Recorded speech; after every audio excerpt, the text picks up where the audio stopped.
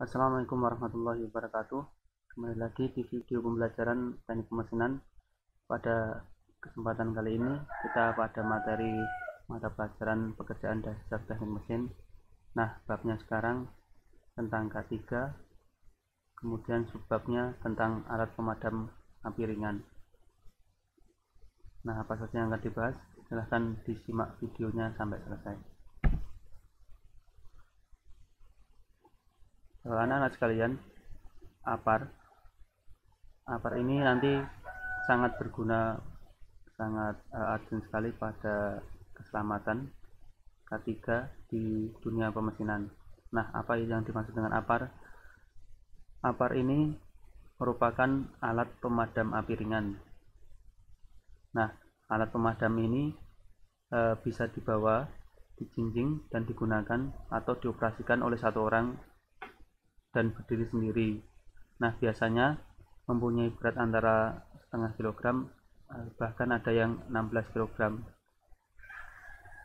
APAR merupakan alat pemadam api ringan yang pemakainya dilakukan secara manual. Jadi nanti penggunaannya diarahkan dengan cara menyapu titik keluar menuju titik terdalam di mana api berada. Nah, APAR ini dikenal sebagai alat pemadam api yang portable, yang mudah dibawa, cepat dan tepat di dalam penggunaannya di awal kebakaran tentunya. Nah, selain itu, karena bentuknya yang portable dan ringan sehingga mudah mendekati daerah kebakaran, dikarenakan fungsinya APAR untuk penanganan dini. Jadi bukan untuk penanganan api yang sudah membesar, cuman mencegah api yang sedang yang masih dini agar tidak membesar. Fungsi utamanya seperti itu. Nah, jadi peletakan APAR itu diharapkan pada tempat atau titik-titik tertentu yang mudah dijangkau, mudah dilihat di semua tempat. Jadi seperti itu. Karena penggunaannya kan nanti sangat urgent nanti, jadi sewaktu-waktu jika dibutuhkan langsung bisa diambil seperti itu.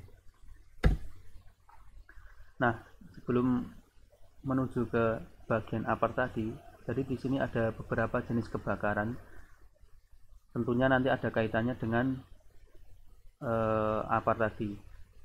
Kebakaran itu dibagi menjadi beberapa golongan, yaitu dikelaskan menjadi kelas A, B, C, D, E, dan K. Jadi ini sudah sangat umum sekali. Nah, kelas ini nanti berguna untuk penggunaan APAR. Kelas A itu definisi dan contohnya untuk kebakaran pada benda non-logam yang mudah terbakar dan yang menimbulkan arang. Contohnya kayu, kertas, karton, kardus, kain, kulit, plastik. Nah, ini namanya kelas kebakaran golongan A. Nanti yang digunakan aparnya itu alat pemadam api ringan tadi, isinya dalamnya itu beda-beda. Yang ini yang digunakan nanti APAR dry chemical powder atau APAR foam atau APAR HCFC. Ingat-ingat, kelas A itu contohnya kayu, kertas, karton, plastik seperti itu. Nah, contoh penggunaan APARnya yang ini, APAR dry chemical atau bubuk powder.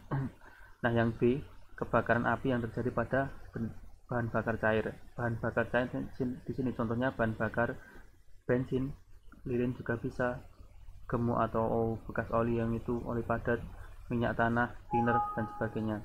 Ini termasuk bahan bakar cair. Nah, di sini yang digunakan powder CO2 foam. Ini APAR yang digunakan. Nanti di APAR itu ada tulisannya. Nah, yang tidak jadi APAR yang powder. Kemudian yang C, kebakaran atau api yang terjadi pada fungsi peralatan listrik. Nah, contohnya peralatan listrik konsleting pada di kelistrikan, contohnya di kabel seperti itu. APAR yang digunakan itu sama contohnya APAR dry chemical powder, APAR CO2, Yang tidak boleh digunakan tentunya ini apar yang dalamnya berupa air. Kemudian ada lagi jenis kebakaran yang D. Kebakaran ini terjadi pada bahan logam, contohnya magnesium, aluminium, kalium, dan sebagainya. Bukan berarti benda padat logam seperti ini tidak bisa terbakar, ini juga bisa terbakar umumnya. Nah, apar yang digunakan apar sodium klorida dry power seperti itu. Kemudian yang E, kebakaran pada bahan radioaktif. Kalau ini aparnya belum spesifikasi, tapi contohnya bahan-bahan radioaktif. Kemudian yang K, kebakaran atau api yang terjadi pada bahan masakan seperti lemak, minyak masakan. Ini apar yang digunakan sodium klorida dry power juga. Jenis apar berdasarkan bahannya ada beberapa. Yang pertama, apar busa atau foam tadi, ada beberapa yang sudah beberapa kali kita sampaikan tadi di beberapa jenis tadi. Jenis apar yang terdiri dari bahan kimia yang membentuk busa, jadi bentuknya seperti agak berbentuk busa AFFF, aqueous film forming foam, yang disembur keluar akan menutupi bahan yang terbakar sehingga oksigen tidak dapat masuk lagi untuk kebakaran. Bentuknya ini semacam foam busa seperti itu. Apar ini efektif untuk memadamkan api yang ditimbulkan oleh bahan-bahan padat non logam seperti kertas tadi, kain, karet, yang tadi saya sampaikan kelas A, serta kebakaran yang disebabkan oleh bahan cair yang mudah terbakar seperti minyak, alkohol, dan lainnya di kelas yang B tadi. Kemudian ada lagi yang kedua jenisnya apar air atau water. Nah, jenis apar ini diisikan oleh air dengan tekanan tinggi, ekonomis dan cocok digunakan untuk memadamkan api dengan bahan padat non logam seperti yang tadi, kertas. Sangat berbahaya jika digunakan pada kebakaran kelas C, yaitu instalasi listrik. Yang ketiga, alat pemadaman api berupa serbuk kimia atau trace chemical powder.